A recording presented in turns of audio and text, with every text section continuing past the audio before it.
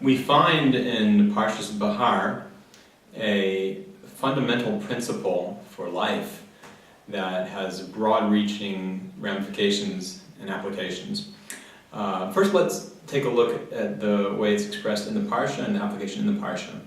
In Parashat Behar, Perek Chaf Hey, Pasuk Lamed Tes, we're introduced to the idea, or reintroduced to the idea of the Jewish servant, the Jewish slave. It says, "V'chi yamuch achicha imach, v'nimkar lach lo sa'avod bo avodas aved." And when your brother becomes impoverished with you and he is sold to you, you shall not work him the work of a slave. From this pasuk and the ensuing psukim, as well as the psukim in Parashat Mishpatim, we learn the laws of the relationship between a master, a Jewish master, and a Jewish slave. The Torah's Kohanim here says a very short but very significant sentence. V'chi yamuch achicha. The Torah's Kohanim, the Midrash on Sefer Vayikra says, "Kari le'achicha v'kari le'eved." The pasuk, the Torah calls him your brother, but it also calls him your slave. How can he be both your brother and your slave? The answer is, Ata noheg bo ba'achva. You conduct yourself with him with brotherhood, brotherliness. V'hu noheg ba'atzmo ba'avodaso. And he treats himself like an eved. This means that the master is supposed to treat his eved like his brother, whereas the eved is supposed to view himself as an eved and work properly for the master. Now, at second glance, it seems that this is contradictory, because if the eved is obligated to view himself as an eved, so his obligation is my entitlement.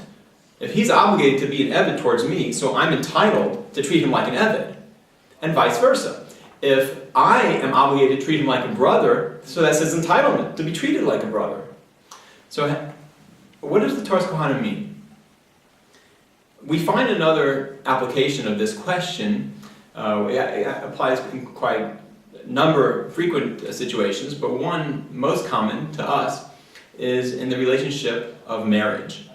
The Rambam, we know the famous Rambam based on Chazal, who describes the obligations of a man towards his wife, and he says that Chazal commanded that a man should honor his wife more than himself and love her like himself. If he has money, he should increase his spending in her benefit according to his wealth. He should not be strict with her. He must speak with her gently.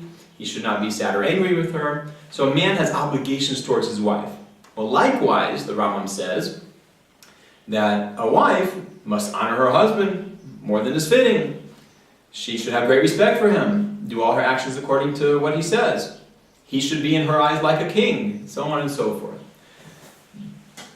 The Tan Ve'eliyahu says, Ezeo Isha Keshera, who is a kosher woman, one who does the will of her husband. So on the one hand, the husband has obligations towards the wife, and on the other hand, the wife has obligations towards the husband. Well, it would seem that I'm entitled to be treated like a king by my wife, or my wife is entitled to get more honor from me. What happens if we look at the eved and the master situation? You have an eved who is slacking off from his work. So the master says, "Excuse me, eved, remember, you're an eved, you have to view yourself like an eved." It says so in the Torah, in the Torah's Kohanim, you have to view yourself as an eved. And the eved responds, "Master, watch the way you talk to me. You have to treat me like a brother. Don't forget about all the halachos. If there's only one pill in the house, I get it." That can create a lot of conflict. How are we supposed to reconcile that conflict? And same in the family situation. Wife, you have to treat me like a king, and a kosher woman does the will of her husband. Come on, you have to do all that. She says, "Wait 1 second, don't forget what the Rambam says about you to me." That creates a lot of conflict. How do we resolve this conflict? The answer is that the assumption that your obligation is my entitlement is not true. I have no entitlement from you. I, as a slave master, am not entitled to anything from you. I cannot be in charge of your responsibilities. You're in charge of your responsibility. I own my responsibilities. I have to make sure that I do the right thing. Why is that?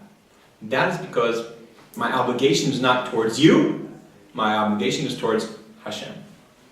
When I view it that way, So then everything I do for you, for my slave, and everything the slave does for his master, everything I do for my wife does for me, we're doing for Hashem. We're obligated to treat each other with respect and with honor and with love, not because you're entitled to it, but because that's what Hashem demands of me. It's my mitzvah. And therefore, I'm not your mashgiach. I can't stand over you and tell you, hey, you have to do this, you have to do your mitzvah. I have to stand over myself and be in charge of my conduct, my responsibilities. I'm the owner of my responsibilities, not yours. And then that's what Torah Kahana means when it says that the master has to treat his slave like a brother. That's his obligations towards Hashem, to treat you like a brother. And the slave's obligations to Hashem, his mitzvah, is to act like a slave. The man's responsibility is to treat his wife with more honor than himself, with no sense of entitlement from the wife. And the wife's responsibility, on the other hand, her obligation towards Hashem, is to treat her husband properly. When we take our responsibilities seriously and we look at our responsibilities and we ask ourselves, are we fulfilling our own obligations, not being in charge of, trying to be in charge of someone else's obligations and responsibilities, then we have truly loving and fulfilling and great relationships.